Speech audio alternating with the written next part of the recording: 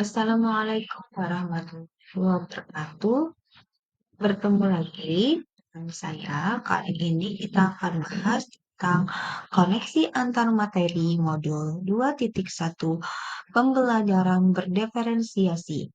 Bertemu dengan saya, Lili Sarliani SPD, CGP Angkatan 9, Kota Banjarmasin. Fasilitator saya adalah Ibu Masani MPD dan pengajar praktik saya Ibu Juwita Mayriska Ramadina SPD. Yang pertama, kita akan membahas apa itu pembelajaran berdiferensiasi.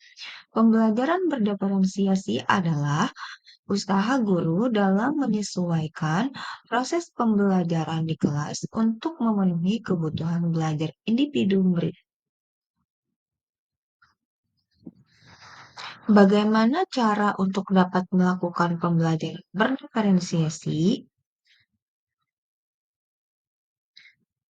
Ada beberapa cara yang dapat dilakukan guru agar guru dapat melakukan pembelajaran berdiferensiasi di kelas, yaitu satu, memahami tujuan pembelajaran, dua, mengetahui dan merespon kebutuhan murid, tiga, menciptakan lingkungan belajar yang mengundang murid untuk belajar, empat, melakukan manajemen kelas yang efektif, lima, melakukan penilaian yang berkelanjutan.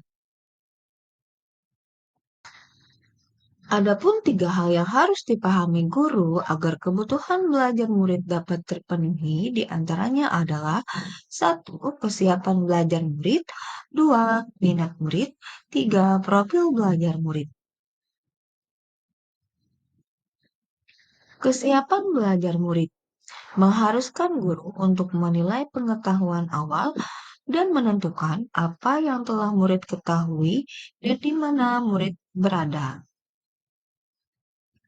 Selanjutnya adalah minat murid. Minat setiap anak itu berbeda, karena minat merupakan motivator penting bagi murid terlihat aktif dalam mengikuti pembelajaran. Profil belajar murid biasanya dipengaruhi oleh beberapa faktor, yaitu satu faktor lingkungan, dua faktor budaya, tiga faktor gaya belajar, dan empat kecerdasan majemuk.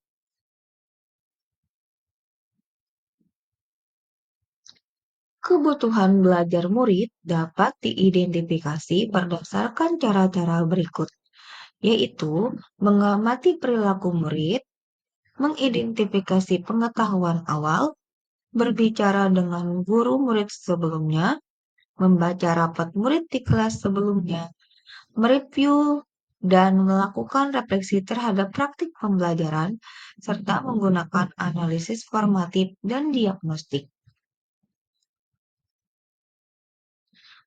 Ada tiga strategi mendiferensiasi pembelajaran. Yang pertama, diferensiasi konten. Yang kedua, diferensiasi proses. Yang ketiga, diferensiasi produk. Diferensiasi konten berkaitan dengan apa yang kita ajarkan, seperti materi, konsep, atau keterampilan yang perlu dipelajari berdasarkan kurikulum. Mendiferensiasi konten dapat dilakukan dengan membedakan pengorganisasian atau format penyampaian, bukan merubah atau menurunkan standar kurikulum. Diferensiasi proses merupakan kegiatan yang memungkinkan murid berlatih dan memahami atau memaknai konten dengan cara membedakan proses yang harus dijalani oleh murid. Diferensiasi produk merupakan suatu bukti yang menunjukkan apa yang telah murid pahami dengan cara membedakan atau memodifikasi produk sebagai hasil belajar murid.